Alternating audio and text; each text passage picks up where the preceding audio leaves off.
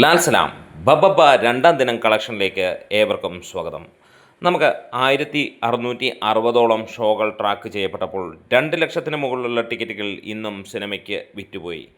മോഹൻലാൽ കേന്ദ്ര കഥാപാത്രമായി ഒപ്പം ദിലീപിനൊപ്പം അഴിഞ്ഞാടിയപ്പോൾ ഈ ഒരു സിനിമയുടെ ഹിംസഭാഗം കളക്ഷൻ വരാൻ ഒരേ ഒരാൾ തന്നെയാണ് കാരണം, അത് മോഹൻലാൽ തന്നെയാണ്. അതിന് ആർക്കും ഒരു തർക്കവും സംശയവും ഒന്നും വേണ്ട.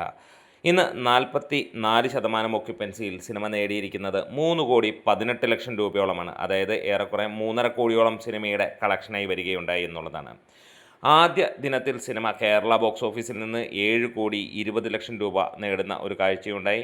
അതുപോലെ തന്നെ ഓവർസീസിൽ നിന്നും സിനിമ 7 കോടിക്ക് മുകളിൽ കളക്ഷൻ നേടി മൊത്തം 14,80,00,000 രൂപയോളമാണ് സിനിമയ്ക്ക് കളക്ഷനായി ആദ്യ ദിനം നേടാൻ കഴിഞ്ഞത്. രണ്ടാം ദിനവും സിനിമയ്ക്ക് മികച്ച രീതിയിലുള്ള കളക്ഷനാണ് ഇന്ന് പ്രതീക്ഷിക്കുന്നത്. 10 കോടിക്ക് മുകളിലേക്ക് എത്തുമെന്നുള്ളതാണ്. ഇന്ന് വെള്ളിയാഴ്ച സ്വാഭാവികമായി ഉണ്ടാകുന്ന ആ ഒരു ഇടിവ് ഇവിടെയും സിനിമയ്ക്ക് ഉണ്ടായി എന്നുള്ളത് തന്നെ നമുക്ക് കാണാൻ കഴിയുന്നു. എന്നിരുന്നാലും മികച്ച രീതിയിൽ തന്നെ മണിക്കൂറിൽ 5,000, 10,000 ടിക്കറ്റുകൾ ഇന്നും വിറ്റുപോവുകയാണ്.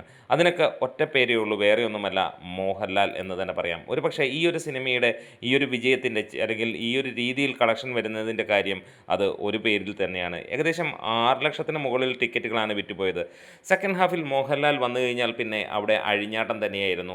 ഇവിടെ മോഹൻലാലാണ് നമുക്കറിയാം ഏറ്റവും കൂടുതൽ ഈ വർഷം കളക്ട് ചെയ്തിരിക്കുന്ന നടൻ, ഏറ്റവും കൂടുതൽ ആദ്യ ദിനത്തെ കളക്ഷൻ വന്നിരിക്കുന്ന, അങ്ങനെ സർവ്വകാല റെക്കോർഡുകളും തൂക്കി മുന്നോട്ട് പോകുന്നത്. എന്താണെങ്കിലും ബബ്ബയുടെ അടുത്ത 2 ദിനങ്ങൾ നിർണായകമാണ്. ഈ ഒരു സിനിമയുടെ ഗതി നിർണ്ണയിക്കുന്നത് ശനി ഞായർ ദിനമാണ്. അതിൽ സിനിമയ്ക്ക് 6 കോടിക്ക് 7 കോടിക്ക് മുകളിൽ നേടാൻ കഴിഞ്ഞാൽ ബ്ലോക്ക് ബസ്റ്റർ എന്ന് നമുക്ക് വിശ്വസിക്കാൻ കഴിയും. അല്ലെങ്കിൽ മോഹൻലാലിൻ്റെ ആ ഒരു ബലത്തിൽ ഈ ഒരു സിനിമ ഈ റേഞ്ചിലെത്തിയത് നമുക്ക് അല്ലെങ്കിൽ കണ്ടു എന്ന് തന്നെ പറയേണ്ടിയും വരും. ഇനിയുള്ള ദിവസങ്ങളിലും ലാലേട്ടനെ തന്നെയാണ് ആളുകൾ ശ്രദ്ധിക്കുന്നത്. കാരണം ഇങ്ങനെയുള്ള ഒരു സിനിമയെ ഇത്ര ലിവറേജ് ചെയ്യണമെങ്കിൽ ഒരേ ഒരു വ്യക്തിക്കേ കഴിയുള്ളൂ, വേറെ ആരെ ഇറക്കിയിട്ടും കാര്യമില്ല എന്നറിയാം. വമ്പൻ താരനിരയോടുകൂടി വന്ന ഈ ഒരു ചിത്രം ഇന്ന് ശരാശരി എന്നുള്ള രീതിയിലാണ് അപ്ഡേറ്റുകളിൽ കൂടുതലും വരുന്നത്. എന്നിരുന്നാലും ഒരു ഭാഗം ജനങ്ങൾക്ക് വലിയ രീതിയിൽ ഇഷ്ടമാകുന്നുണ്ട്. നോ ലോജിക്കാണെങ്കിലും ഇരുന്ന് കണ്ടാൽ ആ സിനിമ കഴിയുന്നിടം വരെ നമുക്ക് എൻജോയ് ചെയ്തിരുന്ന് കാണാമെന്നുള്ളതാണ് സത്യാവസ്ഥയായിട്ടുള്ള കാര്യം. എന്തായാലും കാത്തിരിക്കുന്നു നിങ്ങളുടെ കമൻസുകൾക്കും കാര്യങ്ങൾക്കുമായി. രണ്ടാം ദിനം സിനിമ 25 കോടി കടക്കുമോ? കമൻസിലൂടെ പറയാം.